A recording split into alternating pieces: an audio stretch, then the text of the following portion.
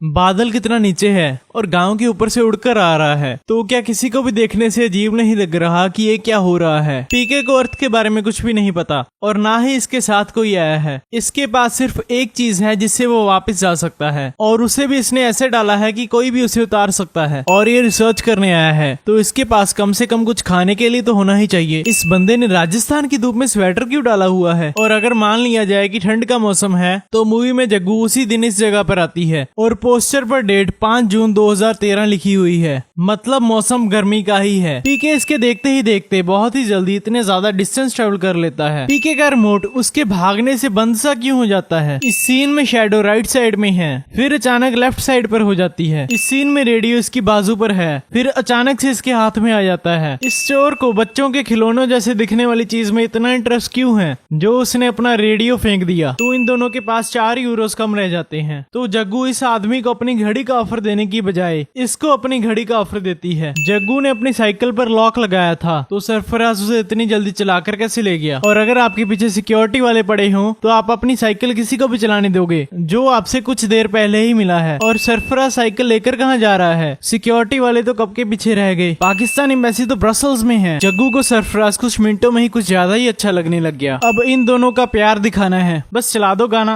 हो गया प्यार। सरफराज इतनी जल्दी नीचे से ऊपर आ जाता है, इसको धूम 4 में पक्का कास्ट करेंगे। जब तक जग्गू इसके पास पहुंचती है तब तक सरफराज पूरी बिल्डिंग घूमकर उसके पास पहुंच जाता है, सिवाय तपस्वी जी की चीजों को छोड़कर। जग्गू की बचपन की सारी चीजें ब्लैक एंड व्हाइट थी, इनमें तो सच में कोई शक्ति है। जग्गू के पिता लैपटॉप लेकर आए और इन्हें उनकी समस्या पहले ही पता है। सरफराज एग्जैक्टली उसी टाइम पर आता है जब जग्गू लैपटॉप बंद कर देती है। कोइंसिडेंस कि इस लड़की से जिस लड़के की शादी हो रही है उसका भी देश और धर्म अलग है और वो लड़का भी इसके जग्गू को बिल्ली पकड़ाने के बाद आता है। अगर अच्छी न्यूज नहीं है तो कुत्ते का सुसाइड दिखाने वाली क्या बात है? इससे अच्छा 4-5 लोगों की किसी टॉपिक पर बहस दिखा दो। पीके एक नोट निकालता है और फिर 1 सेकंड में उसके हाथ में बहुत सारे नोट आ जाते हैं। अगर उसके नोट जेब में ही थे तब भी उसे 500 का नोट वहां से निकालने, अपनी जेब से नोट निकालने में 1 सेकंड से तो ज्यादा ही टाइम लगेगा। अगर ये बंदा थप्पड़ नहीं मार सकता तो पेट में मुक्का तो मार ही सकता है। ये बंदा लॉक तो खोल देता है पर उसे बंद नहीं करता। पीके ने तो 500 निकालकर 300 बीच में डाल दिए थे, पर अब तो इतने पैसे बाहर ही पड़े हैं। इस सीन में पुलिस वाला भी नहीं है और दीवार पर भी कुछ नहीं लिखा हुआ, और अगले सीन में पुलिस वाला भी बैठा है और दीवार पर भी लिखा हुआ है ताकि पीके अपनी बात जग्गू को समझा सके। इस सीन में जग्गू को इतना ज्यादा डरने की क्या जरूरत थी? इसे बिना खोले तो पुलिस वाला इसके पास भी नहीं आ सकता। पीके अपने प्लेनेट के लोगों की मन की बात सुन सकता है पर वो धरती के लोगों की मन की बात नहीं सुन सकता। क्यों? तो वो इतना श्योर कैसे था कि हाथ पकड़ने से वो भाषा ट्रांसफर कर पाएगा? अगर वो मन की बात नहीं सुन सकता तो शायद भाषा भी ना ट्रांसफर कर पाए।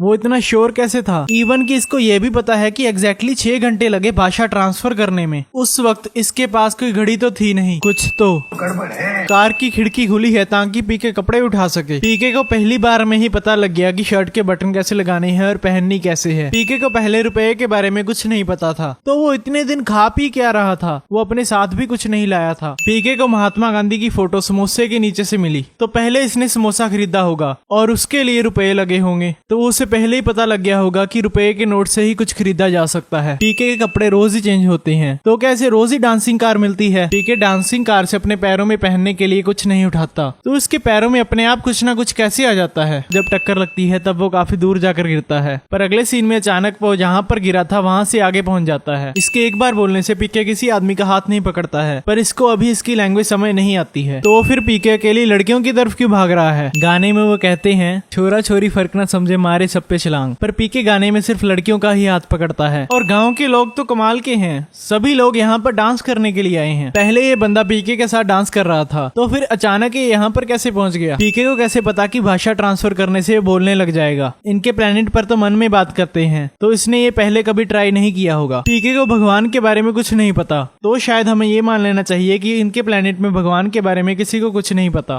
पर पीके को बैटरी के बारे में पता है। इस सीन में वो बैटरी के बारे में बात कर रहा है पर मूवी के एंड में हमें पता लगता है कि पीके प्लेनेट में बैटरीज है ही नहीं। तो अगर पीके को बैटरी का पता है तो इसका मतलब जो फुलझड़िया को पता है वो पीके को भी पता है। तो ये तो हो ही नहीं सकता कि फुलझड़िया को भगवान के बारे में ना पता हो। इसका मतलब पीके जहाँ भी जाता है उसे एक ही चीज बोलते हैं, पीके है क्या या पीके हो क्या। ऐसा भी तो बोल सकते हैं, ज्यादा पी रखी है क्या, इतना ज्यादा ना पिया करो। इस सीन में पीके बोलता कुछ और है और आवाज आती है सूली पर। पीके इतनी जल्दी भूल जाता है कि वो पहले चर्च में गया था। पीके के पीछे इतने लोग भागे पर उसे कोई भी पकड़ नहीं पाया। पीके सिर्फ 3 लड़कियों को कहता है कि आपके पति मर गए हैं क्या, तो उसके पीछे इतनी सारी लड़कियां क्यों पड़ जाती हैं। जब पीके के पीछे लोग भागते हैं तब वो एक ही बस में चढ़ता है, नंबर 1279। उसे यही बस क्यों मिली है। ओके, तो पीके को जो भी सैड लगता है उसका वो हाथ पकड़ लेता है। वो उससे सीधा पूछ भी तो सकता है। और जो लोग पीके को पीट रहे हैं उनके खुद के दांत निकल रहे हैं। अब ये सब पीके के पीछे क्यों भाग रहे हैं। टॉयलेट के अंदर जाने के पैसे लगते हैं तो किसी ने इनसे पैसे क्यों नहीं लिए। इतने सारे लोग पीछे के रास्ते से आए हैं पर पीके सीधा इस रास्ते से अंदर घुस गया और इसे किसी ने भी नहीं रोका। और ये बंदा तो कुर्सियों के बीच में से निकल रहा है फिर भी इसे किसी ने नहीं रोका। पीके को अपने आप को लकी समझना चाहिए। अगर ये रिमोट किसी आम इंसान को मिलता तब तो इसके मिलने के चांस ही नहीं थे। पीके के अलावा किसी को भी इसके ऊपर से निकल कर यहाँ पर खड़ने की इजाजत नहीं है। अब ये क्या है भाई, ये बंदा क्या कर रहा है। वाओ,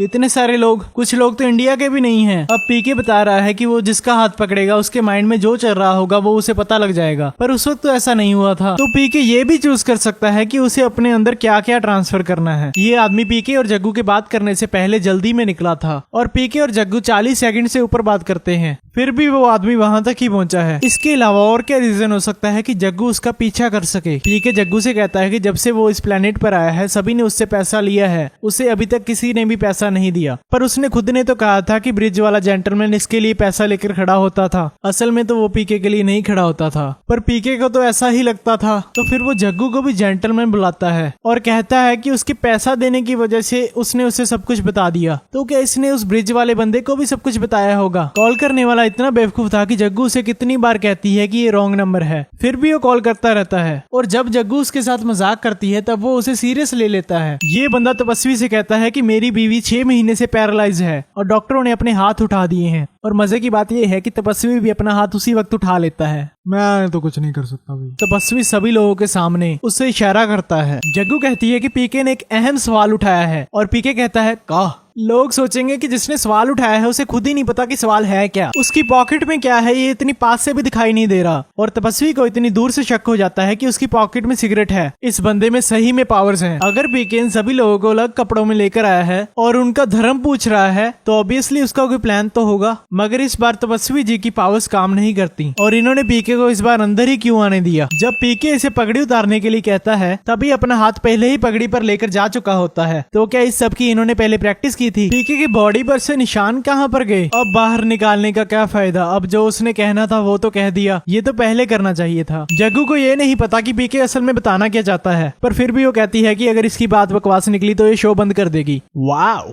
पीके कहता है कि इस कॉलेज में एग्जाम चालू है, पर उसे कैसे पता कि इस कॉलेज में एग्जाम चल रहा है। इसको पीके की आवाज सुनाई दे रही है जबकि कैमरामैन कितनी दूर है और पीके ऊंची नहीं बोल रहा। नीचे लिखी हुई न्यूज अचानक चेंज हो जाती है, फिर से अचानक न्यूज चेंज हो जाती है, फिर से। इसे देखकर किसी चीज की याद आई, द ग्रेट इंडियन सर्कस। पीके की तो हैंडराइटिंग भी अच्छी है, पर इसको लिखना किसने सिखाया। अगर ये मान लिया जाए कि फुलझड़िया को इंग्लिश भी आती थी, पर लिखने के लिए तो प्रैक्टिस चाहिए ना। इसका मतलब अगर ये किसी बार्बर का हाथ पकड़ेगा तो इसे बाल काटने आ जाएंगे। इस सीन में जग्गू के हाथ में से कार्ड्स अपने आप गायब हो जाते हैं ताकि पीके उसके हाथों को पकड़ सके। इस सीन में इस ट्रेन के साथ खड़ी ट्रेन अचानक अपने आप गायब हो जाती है। इस ट्रेन का नंबर है 12290 जो नागपुर से मुंबई जाती है, पर इन्हें तो दिल्ली जाना था। और पीके यहाँ पर क्या कर रहा है। बॉम्ब ब्लास्ट से पीके जिस जगह पर बैठा था वो टूट जाती है, लेकिन पीके को कुछ भी नहीं होता। इस बंदे को इस सबसे कुछ लेना देना नहीं है। अब देखना टीआरपी कहां पर जाएगी। या इस सीन में तपस्वी जी कहते हैं कि आप मैरिज रजिस्ट्रार के ऑफिस में गई थी, पर जग्गू तो चर्च में गई थी। पाकिस्तान एम्बेसी संडे को बंद होती है, तो ये सीन पॉसिबल ही नहीं था। पाकिस्तान की एम्बेसी के सारे लोग अपना काम छोड़कर इसके पास आकर खड़े हो गए। हाँ, 2-4 लोग और आ जाओ, कई लोग तो काफी पीछे से आ रहे हैं। ये शो शाम के 6 बजे शूट करना शुरू किया गया था और अब शो खत्म होने वाला है, तो अभी भी इनके घर के बाहर इतनी रोशनी क्यों है। और अगर ये शो रिकॉर्डेड है तो जग्गू की मॉम उसी टाइम पर ये शो कैसे देख रही है। सरफराज जग्गू से सही में बहुत प्यार करता था, अभी तक वही कपड़े डाले हैं। चलो कपड़ों का तो छोड़ो, अभी तक पेन भी वहीं पर लगा हुआ है। पीके ने ये रिकॉर्ड कब किया? उस वक्त तो वो सोकर उठा था और उसे जग्गू से प्यार का एहसास भी इस सीन के बाद ही हुआ था, और बाकी सब भी इसने बिना रिकॉर्ड बटन दबाए रिकॉर्ड कर लिया। जग्गू की वॉइस इतनी क्लियर कैसे है? जग्गू इन्हें बिना कवर के उठाती है और रखती इन्हें कवर के साथ है। इस कार्ड को तो पीके ने स्टेशन पर अच्छे से मरोड़ दिया था, तो ये अभी तक सही कैसे है? इस स्पेसशिप को रिमोट से दिल्ली के किसी खाली एरिया में भी बुलाया जा सकता था। आखिरकार पीके भी झूठ बोलना सीख ही गया। इस बात की खुशी है